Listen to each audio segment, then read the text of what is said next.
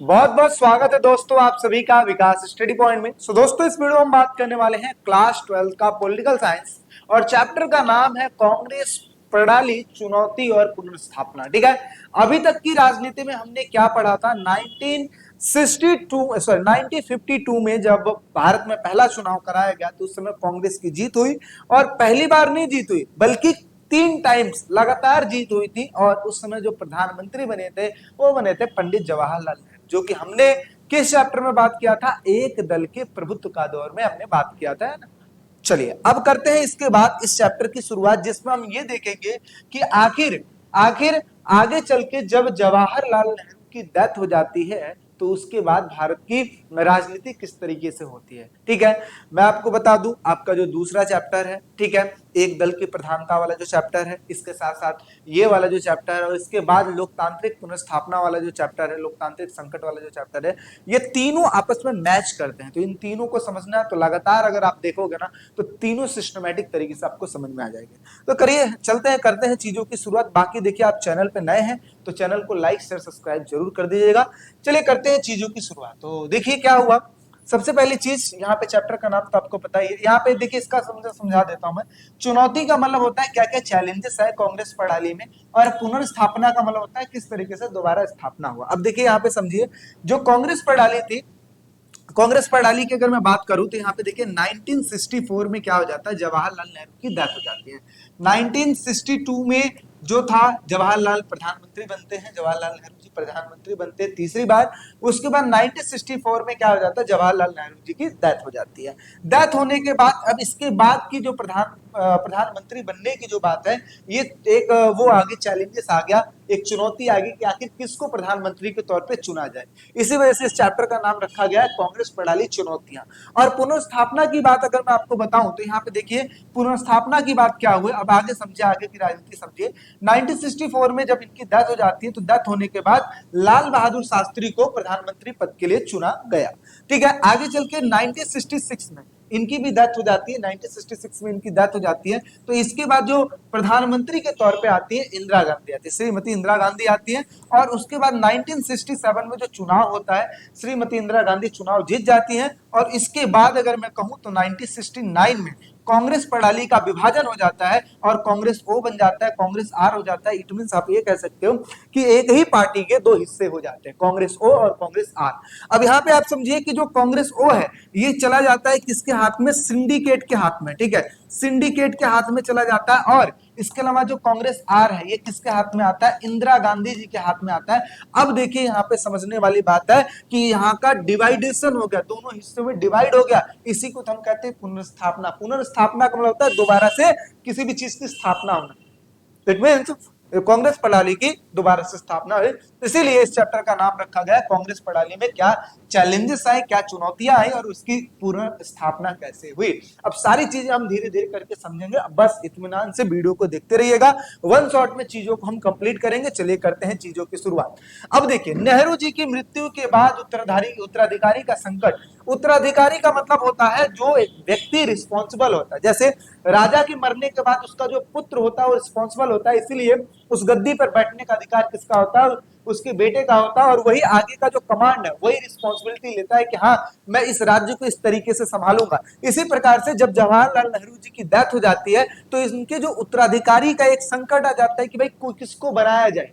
तो किसको सेलेक्ट किया जाता है? उस समय लाल बहादुर शास्त्री जी को सेलेक्ट किया जाता है। इस टॉपिक में हम ये पढ़ने वाले हैं। देखिए क्या लिखा है, 1964 में पंडित जवाहरलाल नेहरू जी के निधन के बाद, ठीक है, निधन के साथ ही देश में नेतृत्व नेतृत्व का शून्य उत्पन्न हो गया। शून्य का मतलब होता है कि लोग ब्लैंक हो गए कि आखिर किस तरीके से अब देश को चलाया जाए। ठीक है, क्योंकि बहुत बढ़िया लीडर थे जवाहरलाल नेहरू अपने समय में। आगे उनके बाद अगर मैं बात करूं तो कौन बनेगा प्रधानमंत्री, इस प्रकार के जो क्वेश्चन उठने लगे। इस प्रकार इस प्रश्न को लेकर राजनीति, ठीक है, राजनीति में एक तरीके से आपस में तीखी बहस शुरू होने लगी। ठीक है, ठीक है, आपस में तीखी बहस शुरू होने लगी। आशंका व्यक्त की जाने लगी थी कि अगर ऐसा ही रहा, देश में इसी प्रकार की स्थिति अगर आ गई तो ऐसे में क्या हो जाएगा? देश में अस्थिरता आ जाएगी, मतलब सारी संतुलन व्यवस्था क्या हो जाएगा? हिल जाएगा। और यह डर भी लगने लगा था कहीं ऐसा तो नहीं है कि अब सेना का हस्तक्षेप आ जाएगा, ठीक है, इनका हस्तक्षेप ना बढ़ जाए। जिस तरीके से आप देखते हो ना पाकिस्तान में क्या होता है, जैसे ही लोकतंत्र थोड़ा सा कमजोर होता है वैसे ही वहां की जो सेना है उस पर हावी हो जाती है। तो हमारे देश में भी ऐसी स्थिति आ गई थी। आगे क्या हुआ, लोकतंत्र को कमजोर होने और शासन व्यवस्था में अव्यवस्था फैलने की वजह से चिंता, एक तरीके से समझे कि चिंताएं, बहुत सारी चिंताएं सामने आने लगी थी, ठीक है। इसी को कहते हैं जवाहरलाल नेहरू जी के बाद उत्तराधिकारी का संकट। अच्छा, फिर क्या हुआ भाई, फिर ये हुआ कि आगे चल के किसको सेलेक्ट किया गया, पंडित जवाहरलाल जी का उत्तराधिकारी कौन बना, ये बने लाल बहादुर शास्त्री। लाल बहादुर शास्त्री जी को सेलेक्ट किया गया। पंडित नेहरू के उत्तराधिकारी श्री लाल बहादुर शास्त्री बने। श्री लाल बहादुर शास्त्री एक प्रधान समझौता करता, मतलब समझौता करता का मतलब कहता है जो चीजों को समझा ले, ठीक है। जैसे मान लीजिए कोई मुद्दा है, मुद्दे को बहुत ही जल्दी रिजॉल्व कर दे, ये इनकी विशेषता थी। मध्यस्थता करना का मतलब क्या होता है, एक तरीके से समझिए कि जैसे दो लोगों में कोई बहस चल रहा है तो इनके बीच में जाकर इनके मुद्दे को सुलझा देना, इन प्रकार की भी क्वालिटी इनके पास थी। और समन्वयकार का मतलब होता है एक तरीके से तालमेल बिठाने वाले व्यक्ति थे। शास्त्री जी ने जय जवान जय किसान का नारा दिया था। शास्त्री जी ने अपनी सूझबूझ से न केवल 1965 में, देखिए इन्हीं के शासनकाल में क्या हुआ था, इन्हीं के शासनकाल में पाकिस्तान जो है ना वो भारत पे आक्रमण कर देता 1965 में, और इन्होंने एक नारा दिया था जय जवान जय किसान का नारा दिया था। और इसके बाद क्या हुआ, इसके बाद युद्ध में पाकिस्तान को हराया गया था और सोवियत संघ के प्रयासों से 1966 में भारत और पाकिस्तान के बीच में ताशकंद समझौता करवाया गया था। और इसी ताशकंद समझौते में अगर मैं बात करूं 1966 में जवाहरलाल नेहरू लाल बहादुर शास्त्री जी का संदिग्ध परिस्थितियों में क्या हो जाता है, एक तरीके से मृत्यु हो जाती है। क्या हो जाती है, मृत्यु हो जाती है। तो इसी को हम कहते हैं एक तरीके से समझिए। एक क्वेश्चन ये भी आता है कि भारत के कौन से ऐसे प्रधानमंत्री हैं जिनकी जो डेथ है यहाँ पे इंडिया में नहीं हुई थी, तो ये है लाल बहादुर शास्त्री जिनकी डेथ ताशकंद में हुई थी। और ये ताशकंद समझौता जब हुआ था उसी समय ऐसा हुआ था। तो अभी तक हमें क्या समझ में आया कि जब नेहरू जी की मृत्यु हो गई तो उसके बाद देश में स्थिति थोड़ी सी चिंताजनक हो गई थी कि किसको प्रधानमंत्री बनाया जाए। आगे चल के लाल बहादुर शास्त्री जी को बनाया गया। लाल बहादुर शास्त्री बहुत ही अच्छे से चीजों को कमांड कर रहे थे। 1965 में जब पाकिस्तान ने भारत पर हमला कर लिया तो बहुत ही सूझबूझ के साथ हमने युद्ध को जीता। और उसके बाद भी क्या हुआ, आगे चल के ताशकंद में लाल बहादुर शास्त्री जी की क्या हो जाती है, डेथ हो जाती है। ठीक है भाई, चलिए अब आगे की बात करते हैं। अब इनके मृत्यु के बाद भी फिर एक दिक्कत आ गई भाई, अब किसको बनाया जाए। अभी भी फिर दिक्कत है ना, कि अब किसको प्रधानमंत्री के तौर पे चुना जाए। ठीक है, तो अब देखिए क्या हुआ, अब देखिए क्या हुआ, लाल बहादुर शास्त्री जी का उत्तराधिकारी कौन बना। अब ये क्वेश्चन आता है, लाल बहादुर शास्त्री जी का उत्तराधिकारी कौन बना। तो देखिए श्री लाल बहादुर शास्त्री जी का उत्तराधिकारी जो बनी वो कौन बनी थी, श्रीमती इंदिरा गांधी जी बनी थी। ठीक है, अब देखिए यहाँ पे समझिए उस समय भी बहुत सारे नेता थे इनके विकल्प में कि यहाँ किसको सेलेक्ट किया जाए किसको सेलेक्ट नहीं किया जाए। ये इंदिरा गांधी जी उस समय पे अनुभव, इनके पास ज्यादा अनुभव नहीं था, लेकिन फिर भी लोगों के सपोर्ट के द्वारा इनको चुन लिया गया। तो देखिए क्या लिखा है, मोरारजी देसाई के आग्रह पर, ठीक है, प्रधानमंत्री पद के लिए कराए गए मत विभाजन में अधिकांश जो लोग थे, ठीक है, कांग्रेसी नेताओं ने श्रीमती इंदिरा गांधी के पक्ष में वोट दिया। और प्रधानमंत्री बनने के बाद श्रीमती इंदिरा गांधी ने कृषि क्षेत्र को बढ़ावा दिया, गरीबी हटाओ के लिए है ना बहुत सारे कार्यक्रम चलाए और देश की सेनाओं का आधुनिकीकरण किया। 1974 में, ठीक है, पोखरण में ऐतिहासिक परमाणु विस्फोट किए। ठीक है, 1971 में भारत ने पाकिस्तान को युद्ध में हराया, जिसके कारण बांग्लादेश नाम का एक नया देश सामने आया। अब देखिए ये ना, यहाँ पे आप समझिए कि क्वेश्चन आपसे पूछा गया श्रीमती इंदिरा गांधी लाल बहादुर शास्त्री जी का उत्तराधिकारी कौन बना, तो आपको सिंपल सा कह देना है कि जो इंदिरा गांधी इनकी है ना इनका उत्तराधिकारी बनी। लेकिन आपको यहाँ पे समझने वाली बात है, यहां से लेकर यहां तक जो चीजें बात कही गई है ना, ये इनकी विशेषताएं बताई गई, इनकी क्वालिटी बताई गई है कि इनके शासन काल के दौरान में इन्होंने खेती को ज्यादा महत्व दिया, गरीबी हटाओ जैसे नारे भी दिए। जो आगे आप पढ़ोगे ना, गरीबी हटाओ का नारा 1971 में इन्होंने दिया था जब चुनाव का टाइम आया था उस समय। ठीक है, आगे चल के इन्होंने सेनाओं का आधुनिकीकरण किया। और इन्हीं के शासनकाल में भारत ने पहला जो परमाणु परीक्षण है पोखरण में इन्हीं के दौरान किया गया था। ठीक है, इसके साथ साथ 1971 में जो लड़ाई हुई थी पाकिस्तान के साथ, उस युद्ध में भी कहीं ना कहीं इंदिरा गांधी की सूझबूझ की वजह से हमने युद्ध को भी जीता और जीतने के साथ साथ एक नया देश बांग्लादेश अस्तित्व में आया। ठीक है, तो ये सारी चीजें जो है हमने बात करेंगे आगे करके, ठीक है। अभी बस इतना ही समझ लीजिए कि उत्तराधिकारी कौन बना, इंदिरा गांधी बनी। अब एक क्वेश्चन आता है, क्या क्वेश्चन आता है, 1960 का जो दशक है खतरनाक दशक क्यों कहा जाता है, 1960 के दशक को खतरनाक दशक क्यों कहा जाता है। तो देखिए 1960 के दशक को खतरनाक दशक, दशक का मतलब क्या होता है, 1960 से लेकर 1970, ठीक है, 1960 से लेकर 1970 के बीच का जो दशक है इसी को दशक कहा जाता है, ठीक है। तो अब देखिए इसमें क्या क्या चीजें हुई। सबसे पहले अगर मैं बात करूं तो देखिए सबसे पहली चीज 1964 में मृत्यु हुई, किसकी मृत्यु हुई, जवाहरलाल नेहरू की, पहला संकट आया। दूसरा 1966 में श्री लाल बहादुर शास्त्री जी की डेथ हुई, ये भी एक प्रकार का दिक्कत। 1962 में चीन ने भारत पे हमला कर दिया, ये भी दिक्कत। 1965 में पाकिस्तान का हमला भारत पे हुआ, ये भी दिक्कत। तो ये चार तो आपको यही समझना है कि 1965 में पाकिस्तान ने हमला कर दिया, 1962 में चीन के साथ लड़ाई हो गई, इसके अलावा दो हमारे जो दिग्गज नेता थे स्टार्टिंग के उनकी डेथ हो गई। इसके साथ साथ रक्षा खर्च बढ़ गया। रक्षा खर्च बढ़ने का मतलब क्या हुआ, जब युद्ध होएगा तो जाहिर सी बात है सेनाओं पर पैसा खर्च करना ही पड़ेगा, क्योंकि गोली बारूद ये सब सारी चीजें नुकसान तो हुई हैं। इसके साथ साथ लगातार सूखा पड़ने लगा, मौसम भी खराब होने लगे, खाद्यान्न की भारी कमी होने लगी, अनाज आयात करना पड़ा, दूसरे देशों से खरीदना पड़ गया, रुपए का अवमूल्यन करना पड़ा। इसका मतलब जो है रुपए की हमारी वैल्यू घटती चली गई, विदेशी मुद्रा भी एक तरीके से कम होती चली गई, भारत में महंगाई बढ़ने लगी, बेरोजगारी, गरीबी और कई जगहों पर हिंदू मुस्लिम करके लड़ाइयां भी होने लगी, और सामाजिक तनाव तथा क्षेत्रीय विवाद की वजह से कहीं ना कहीं इस दशक को खतरनाक दशक कहा गया। और कांग्रेस पार्टी का विभाजन 1969 में, अभी मैंने बताया ना, कांग्रेस ओ बना और कांग्रेस आर बना, इस तरीके से विभाजन हो गया। तो ये सारी चीजों को देखकर हम ये कह सकते हैं कि भाई 1960 का जो दशक था, 1960 का जो दशक था वो अच्छा दशक नहीं था, बहुत ही खतरनाक दशक में एक है, ठीक है, मतलब समझिए बहुत ही खतरनाक दशक था, ठीक है। चलिए अच्छा, अब देखिए कई सारे बच्चे कह रहे हैं कि भैया मुझे नोट्स चाहिए और फ्री में चाहिए। तो भाई देखिए इसके लिए मैं आपको बता दूं, विकास स्टडी पॉइंट का एप्लीकेशन डाउनलोड कर लीजिए। कहां से होगा भाई, प्ले स्टोर से होगा। डाउनलोड करने के बाद फोन नंबर के साथ वो वेरीफाई होगा। वेरीफाई जैसे आप कर लेते हो तो यहाँ पे मिलता है कोर्स, ठीक है। ऐसे इस टाइप्स के कोर्सेज आपको देखने को मिलेंगे। आपको सिंपल सा क्या करना है, स्टोर में क्लिक करेंगे।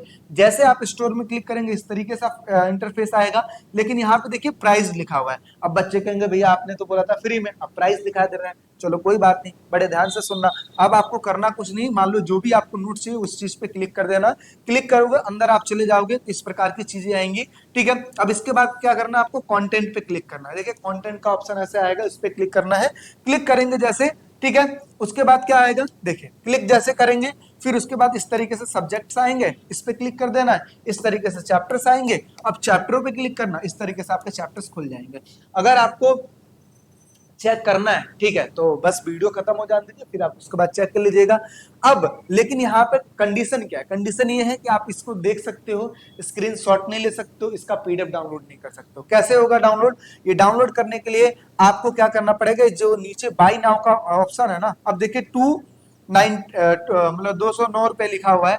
ये 209 रुपए क्यों लिखा हुआ है, क्योंकि इसमें सारे सब्जेक्ट मिल जाएंगे, आर्ट्स के सारे सब्जेक्ट मिल जाएंगे, ठीक है। लेकिन अगर आप कहते हो कि नहीं भैया मुझे सिर्फ पोल साइंस का चाहिए, तो वहां पर आपका लिखा रहेगा 49 रुपीज। अगर आपको किसी भी सब्जेक्ट का पीडीएफ चाहिए, चाहे साइंस बैकग्राउंड से चाहे किसी भी चीज का, आपको क्या करना है, बाई नाउ के ऑप्शन पे क्लिक करना है। जैसे बाई नाउ के ऑप्शन पे आप क्लिक करोगे, ठीक है, वैसे पेमेंट का ऑप्शन आएगा, पेमेंट करोगे आपका पीडीएफ डाउनलोड हो जाएगा, ठीक है। बाकी अगर किसी चीज में दिक्कत आए तो डिस्क्रिप्शन में मेरा नंबर है, उस पर आप मैसेज कर सकते हैं। आगे समझिए, आगे क्या लिखा है, भारत में चौथा आम चुनाव। अब चौथा आम चुनाव कौन सा है भाई, यहाँ पे समझिए, 1952 में पहला चुनाव, 1957 में दूसरा चुनाव, 1962 में तीसरा चुनाव, 1967 में चौथा चुनाव, ठीक है। अब कौन से चुनाव को चौथा चुनाव कहा गया, 1967, 5-5 साल जोड़ते जाने पता लग जाएगा।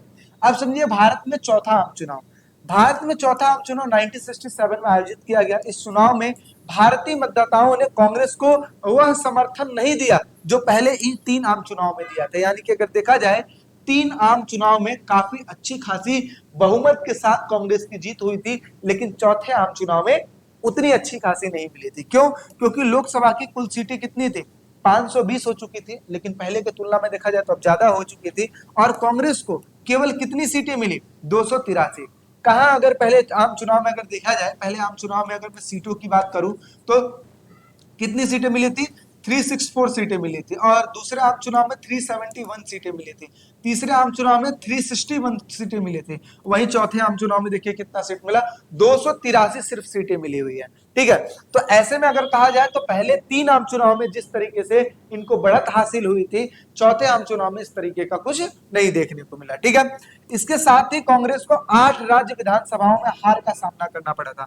अब देखिए कई सारे बच्चे कहते हैं भैया 8 नहीं है 9 है, गूगल पे भी चेक करेंगे 8 नहीं 9 ही आएगा, लेकिन मैं आपको बता दूं 8 तो राज्य थे, लेकिन एक चीज को और जोड़ दिया जाता है, क्या, दिल्ली, यानी कि दिल्ली में भी इनको हार का सामना करना पड़ा था। ठीक है, इस वजह से कई बार इसको जोड़कर कह दिया जाता है कि 9 राज्य विधानसभाओं में हार का सामना करना पड़ा। पहली बार देश में गैर कांग्रेसवाद की लहर दिखाई दी और राज्यों में कांग्रेस का जो एकाधिकार था, मतलब इनका जो पावर था, धीरे धीरे खत्म होना शुरू हो गया। कई राजनीतिक विशेषज्ञों ने इसी चुनाव को क्या किया है, राजनीतिक भूकंप की संज्ञा दी है। ये भी कहीं ना कहीं 6 नंबर के क्वेश्चन में आता है, राजनीतिक भूकंप क्या है, तो आप यही चीज लिखोगे कि भारत में जब चौथा आम चुनाव हुआ तो उस तरीके से जिस तरीके से कांग्रेस को सीटें मिल रही थी उस तरीके की सीटें नहीं मिली, कई जगहों पे हार गए थे। इन्हीं सारे माहौलों को क्या कहा गया, इन्हीं सारे माहौलों को राजनीतिक विशेषज्ञों ने राजनीतिक भूकंप की संज्ञा दी है। ठीक है, आप चाहो तो पेपर में भी चेक कर सकते हो, इस तरीके के क्वेश्चन आए हुए हैं। आगे बात करते हैं गैर कांग्रेसवाद का क्या अर्थ है। अब देखिए ध्यान से समझिए, कांग्रेस, जो ऐसे लोग जो कांग्रेस को फॉलो करते हैं उसे हम कहते हैं कांग्रेसवाद, लेकिन ऐसे लोग जो कांग्रेस को फॉलो नहीं करते इसी को कहते हैं गैर। क्या कहते हैं, गैर। तो देखिए गैर कांग्रेसवाद का मतलब ऐसे लोग जो कांग्रेस को नहीं मानते, यानी कि विपक्षी पार्टी आप बोल सकते हो। तो 1960 के दशक में बिगड़ते हुए राजनीतिक और आर्थिक माहौल को देखते हुए विपक्षी दल अधिक सक्रिय हो गए। सक्रिय का मतलब होता है अधिक एक्टिव हो जाना। ठीक है, विपक्ष को लगा कि इंदिरा गांधी की अनुभवहीनता और कांग्रेस की जो आंतरिक जो कहल है, कहल का मतलब होता है लड़ाई झगड़ा, उनके लिए कांग्रेस को सत्ता से हटने का एक अवसर मिल जाएगा। मतलब क्या, सत्ता से हटाने का एक अवसर मिल जाएगा कि कांग्रेस में आपस में वाद विवाद तो चल ही रहा है, ऐसे में क्या होगा, कांग्रेस को हटाने का हमें एक मौका मिल जाएगा। ठीक है, आगे चल के समाजवादी नेता जिनका नाम था राम मनोहर लोहिया का मानना था कि कांग्रेस का शासन अलोकतांत्रिक और गरीबों के लिए सही नहीं है, क्योंकि देखिए जो विपक्षी दल है हमेशा इस तरीके की चीजें, है ना, पक्ष वाली पार्टी को बोलती रहती है कि भाई देखो तुम्हारा शासन अच्छा खासा नहीं है। ठीक है, अच्छा, लोहिया ने सुझाव दिया कि सभी गैर कांग्रेसी दलों को एकजुट होकर कांग्रेस के खिलाफ मोर्चा खड़ा बनना चाहिए ताकि लोकतंत्र को मजबूत बनाया जा सके। विभिन्न दलों को साथ लाकर कांग्रेस के वर्चस्व को चुनौती देने की इस रणनीति को ही क्या कहा गया, गैर कांग्रेसवाद कहा गया। यानी कि जो विपक्षी दल थे उन्होंने सबने मिलकर क्या किया, कांग्रेस को हटाने की जो मोर्चा स्टार्ट की, कांग्रेस को हटाने के लिए जो विभिन्न दल थे वो साथ आ गए, इन्हीं को क्या कहा गया, गैर कांग्रेसवाद कहा गया। समझ में आ रही बात। बाकी चैनल पे नए हो तो भाई लाइक शेयर सब्सक्राइब जरूर कीजिए। आगे 1969 में कांग्रेस का विभाजन। अब देखिए विभाजन की अगर मैं बात करूं तो यहाँ पर जो कांग्रेस है 2 हिस्सों में टूट गया, एक कांग्रेस ओ बन गया और एक कांग्रेस आर बन गया। ठीक है, अब देखिए यहाँ पे समझिए जो कांग्रेस ओ था इसका नेतृत्व कौन कर रहा था, सिंडिकेट कर रही थी, और कांग्रेस आर जो था वो कौन था, इंदिरा गांधी का ही वो था। अब समझे सिंडिकेट कौन थे। देखिए सिंडिकेट की अगर मैं बात करूं तो ये समझिए कि कांग्रेसियों में भी जो दिग्गज नेता थे उनका एक ग्रुप था, उन्हीं को सिंडिकेट कहा गया। और इंदिरा गांधी का जो ग्रुप था उसमें ज्यादातर जो युवा लोग थे, ठीक है, ये सारे लोग इसमें शामिल थे। ठीक है, चलिए अब देखिए आगे क्या लिखा है कि सिंडिकेट कौन थे। तो कांग्रेस पार्टी के भीतर जो प्रभावशाली वरिष्ठ संगठन पर मजबूत पकड़ रखने वाले जो नेता थे, इन्हीं का एक समूह था जो कि पार्टी के महत्वपूर्ण निर्णयों को प्रभावित करते थे, यानी कि महत्वपूर्ण निर्णयों को लेते थे। आगे दल बदल किसे कहते हैं, दल बदल का मतलब जब कोई निर्वाचित जनप्रतिनिधि उस राजनीतिक पार्टी को छोड़कर उसके टिकट पर वह दूसरे मतलब समझे एक तरीके जिसके टिकट पर वह चुनाव जीतता था वह किसी दूसरी पार्टी में शामिल हो जाए, इसी को दल बदल कहते हैं। जैसे फॉर एग्जांपल कोई एक व्यक्ति है जिसने क्या किया, किसी दूसरे पार्टी का टिकट लिया और जीत गया। अच्छा, जीतने के बाद क्या किया, वो किसी दूसरे पार्टी में शामिल हो गया, तो दल बदल कर लिया, दल बदलू जिसको कहते हैं कि अपने पार्टी को छोड़कर किसी दूसरे पार्टी में चला जाना। ठीक है, आगे समझिए गैर कांग्रेसवाद क्या, अभी जस्ट हमने ऊपर बात किया गैर कांग्रेसवाद का मतलब क्या होता है। ठीक है, उसको छोटे रूप में अगर आप देखेंगे तो कांग्रेस और उसकी नीतियों के विरुद्ध अलग अलग विचारधाराओं वाली राजनीतिक पार्टियों का एकजुट होना कांग्रेस के वर्चस्व को, यानी कि कांग्रेस को, ठीक है, चुनौती देना, ठीक है, चुनौती देने की जो रणनीति बनाएगी, इस विचार को प्रमुख रूप से डॉक्टर राम मनोहर लोहिया ने आगे बढ़ाया था। और इन्होंने कहा था जितनी भी पार्टियां हैं, ठीक है, दूसरी दूसरी पार्टियां, वो सारे इकट्ठा हो जाओ और इंदिरा गांधी को हटाने का इससे बेटर मौका नहीं हो सकता। और उसके बाद उन्होंने क्या किया, ये चीजें कर दी। तो इसी को कहते हैं गैर कांग्रेसवाद। तो इन्हीं सभी चीजों की वजह से तो देखा जाए कहीं ना कहीं कांग्रेस का विभाजन हुआ। अब हम क्वेश्चन ये पढ़ते हैं कि आखिर कांग्रेस का जो विभाजन था उसके मुख्य कारण क्या थे। तो देखिए, मुख्य कारण में सबसे पहला कारण की अगर मैं बात करूं तो राष्ट्रपति चुनाव का विवाद। देखिए, राष्ट्रपति पद के चुनाव की अगर मैं बात करूं तो देखिए, कहते हैं कि इंदिरा गांधी जो थी बीबी गिरी का समर्थन कर रहे थे। देखिए, कहते हैं जब एक ही पार्टी में अलग अलग विचारकों के जब लोग हो जाते हैं ना, तो कोई कहता है कि मेरे अकॉर्डिंग चलो, कोई कहता है मेरे अकॉर्डिंग चलो। तो इंदिरा गांधी ने कहा नहीं, देखिए भाई, जिस जैसा मेरा मन करेगा उस हिसाब से मैं चीजों को करूंगी। तो इंदिरा गांधी ने वीवी गिरी जो थे इनका समर्थन किया प्रधान राष्ट्रपति बनने के लिए। जबकि वहां पे जो सिंडिकेट थे ना, अभी मैंने आपको दिखाया ना, दो हिस्सों में टूट गया, सिंडिकेट और इंदिरा गांधी वाला, ठीक है। तो अब इन्होंने कहा बीबी गिरी को समर्थन देने के लिए, जबकि उन्होंने कहा, सिंडिकेट ने क्या कहा कि नीलम संजीव रेड्डी को, है ना, राष्ट्रपति बनाया जाए। और इस मुद्दे को भी लेकर कहीं ना कहीं टकराव आपस में पैदा हो गया, जिसकी वजह से 1969 में क्या हुआ, ओ और आर बन गया, ठीक है। आगे, सिंडिकेट बनाम इंदिरा गांधी का संघर्ष, यानी कि पार्टी का शक्तिशाली सिंडिकेट इंदिरा गांधी के फैसलों पर नियंत्रण रखना चाहता था। यानी कि जो सिंडिकेट है वो हमेशा ये चाहते थे कि इंदिरा गांधी को कंट्रोल में करके चले। क्यों? क्योंकि इंदिरा गांधी को उतना ज्यादा एक्सपीरियंस नहीं था, जबकि बड़े बड़े दिग्गज नेता इस वाले में शामिल थे। इंदिरा गांधी ने कहा कि नहीं, ऐसा नहीं हो सकता कि मैं आपके अकॉर्डिंग में चीजें नहीं कर सकती हूँ। तो ऐसे में क्या हुआ कि आपस में इनके बीच में कलह हो गया, ठीक है। इंदिरा गांधी स्वतंत्र रूप से काम करना चाहती थी, ठीक है। आगे बढ़ते हैं, दक्षिणपंथी और वामपंथी में मतभेद। अब कहोगे भैया दक्षिणपंथी क्या है, वामपंथी क्या है? तो देखिए, एक बात समझिए, जैसे आपने पूंजीवाद और साम्यवाद पढ़ा है ना, यही चीज समझे। दक्षिणपंथी मतलब पूंजीवाद, वामपंथी मतलब साम्यवाद। दक्षिणपंथी विचारधारा वो विचारधारा होती है जो पूंजीवाद को सपोर्ट करती है, और वामपंथी विचारधारा वो विचारधारा होती है जो साम्यवाद को सपोर्ट करती है। तो कई लोग ये कहते हैं कि इंदिरा गांधी जो है वामपंथियों का ज्यादा समर्थन लेती थी, जबकि सिंडिकेट जो वाले थे वो दक्षिणपंथियों का ज्यादा सपोर्ट लेते थे। तो कांग्रेस के कुछ नेता दक्षिणपंथी दलों के साथ चुनाव लड़ना चाहते थे, जबकि कुछ नेताओं ने ये कहा कि नहीं, हमें वामपंथी लोगों के साथ चुनाव लड़ना चाहिए। आगे बढ़ते हैं, युवा तुर्क बनाम सिंडिकेट। अब मैंने आपको बताया था कि इंदिरा गांधी के जो टीम थी, मतलब जो समझो जो आर वाले में जो शामिल थे, तो इसमें कौन थे? इसमें सारे नए नए दिग्गज नेता थे, ठीक है। और जो सिंडिकेट वाले थे वो सारे पुराने थे। तो देखिए क्या लिखा है, युवा तुर्क में अगर देखा जाए तो इंदिरा गांधी के जितने भी समर्थक थे वो शामिल थे। इन्होंने क्या क्या काम किया? पहले बैंकों का राष्ट्रीयकरण कर दिया, ठीक है, यानी कि नेशनलाइजेशन कर देना। राजाओं का जो प्रीवी पर्स था, अभी हम आगे बात करेंगे प्रीवी पर्स क्या है। प्रीवी पर्स का मतलब होता है जितने भी रजवाड़े थे, राजा थे, उनको दिया जाने वाला भत्ता। भत्ता मतलब होता है एक तरीके से समझे पेंशन, ठीक है, उसी को प्रीवी पर्स कहा जाता था। तो इंदिरा गांधी ने क्या किया था, इन चीजों को खत्म करवा दिया था। अब जो सिंडिकेट थे, सिंडिकेट वाले जो थे इन चीजों का विरोध करते थे, यानी कि युवा तुर्क का विरोध किया करते थे।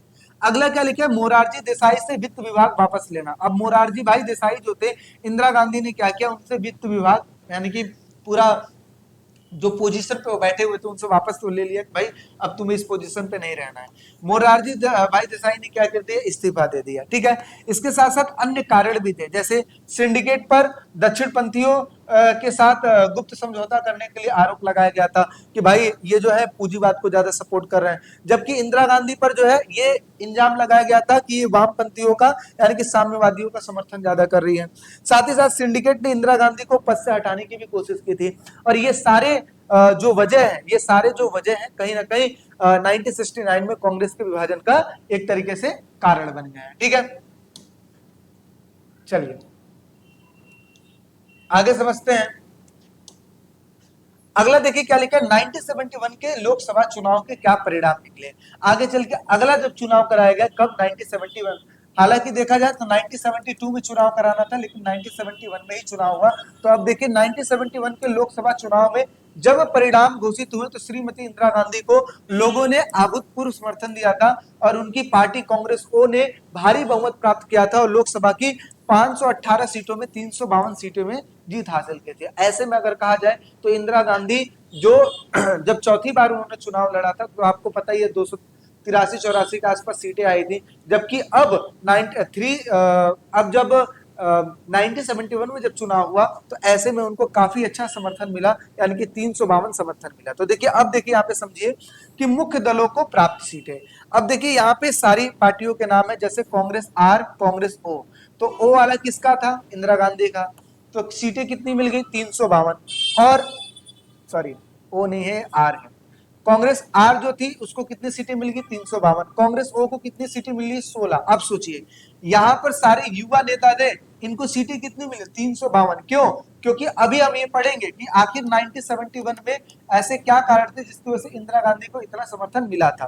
ठीक है, सीपीआई को कितना मिला? 23। सीपीआईएम को कितना मिला? 25। जनसंघ को कितना मिला? 22। स्वतंत्रता पार्टी को कितना मिला? 8 सीटें मिली थी। लेकिन सबसे ज्यादा सीटें किसको मिली थी? इंदिरा गांधी को मिली थी। ठीक है, अब क्वेश्चन यहाँ पे आता है कि 1971 के लोकसभा चुनाव में इंदिरा गांधी को भारी बहुमत क्यों मिला था? ऐसे क्या कारण है जिसकी वजह से इंदिरा गांधी को इतना ज्यादा सीटें मिला, जबकि उसी पार्टी में से अलग जो नेता निकले थे सिंडिकेट वाले, उसको सिर्फ कम सीटें मिली? क्यों ऐसा हुआ? क्या कारण थे?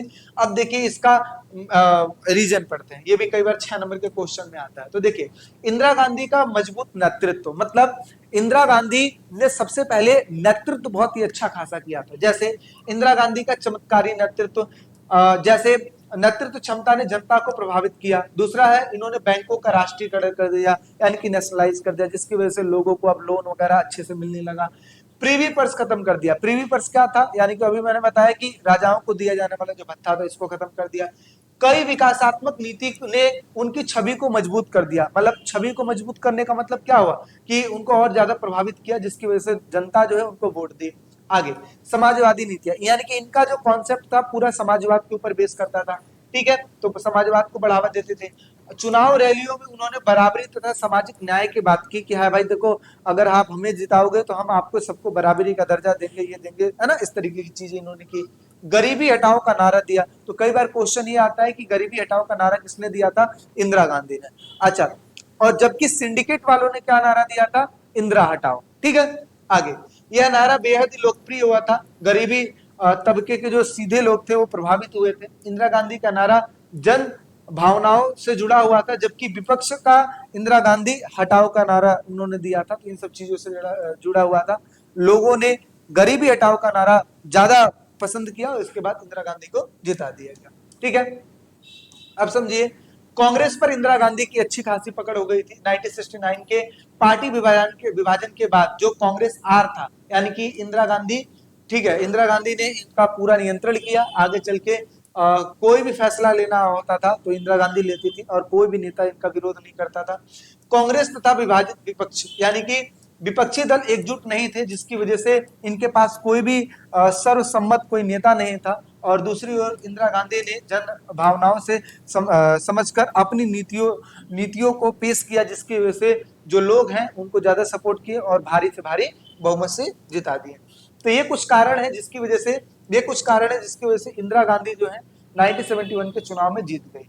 अब समझिए ग्रैंड अलायंस क्या है। ये छोटे छोटे टॉपिक है जो दो दो नंबर में आते हैं। ग्रैंड अलायंस क्या है? 1971 के चुनाव से पहले, देखिए चुनाव से पहले क्या किया गया, इंदिरा जी को हटाने के लिए बहुत सारी कोशिशें की गई, क्योंकि विरोधी दलों ने कहा कि भाई देखो यही हमारे पास मौका है 1971 के चुनाव में कि इंदिरा गांधी को हटाया जाए। तो इन्होंने क्या किया, सारे लोग मिलकर, ठीक है, सारे लोग मिलकर क्या किया, इंदिरा जी को हटाने के लिए कोशिश किए। तो क्या लिखा है कि 1971 के चुनाव से पहले इंदिरा गांधी को हटाने के लिए कई विरोधी दलों ने मिलकर एक गठबंधन तैयार किया। इसी को ग्रैंड अलायंस के नाम से जाना जाता है। इस गठबंधन में भारतीय जनसंघ शामिल थी, जनता पार्टी, भारतीय क्रांति दल, ठीक है, एसएमपी जैसे प्रमुख जो विपक्षी दल थे वो सारे लोग शामिल थे।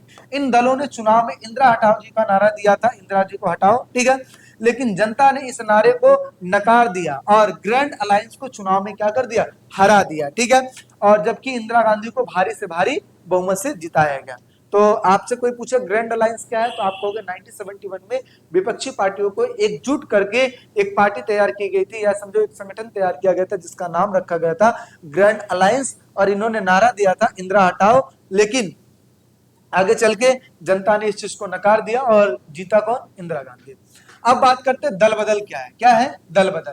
दल बदल का मतलब क्या होता है? जब कोई जनप्रतिनिधि उस राजनीतिक दल के चुनाव चिन्ह पर चुनाव जीतने के बाद उससे टिकट पर वह चुना गया है, उसे छोड़कर किसी दूसरे दल में शामिल हो जाए। यानी कि सपोज करो कि मैं ही हूं जो मैं चुनाव जीत गया, चुनाव जीतने के बाद मैं किसी और पार्टी में शामिल हो गया, तो मुझे दल बदल कहा जाएगा, दल बदलू कहा जाएगा ना। ऐसे आगे वर्ष 1967 के चुनाव के बाद हरियाणा के कांग्रेस विधायक जिनका नाम था गयालाल ने मात्र एक एक पखवाड़े में 3 बार, एक पखवाड़े का मतलब होता है एक तरीके समझिए कि हालांकि वैसे मैं डेट ही बता देता हूं, ठीक है, कितने दिन? 14 दिन। 14 दिन के अंदर अंदर 3 बार इन्होंने क्या किया था? पार्टी बदला था, ठीक है।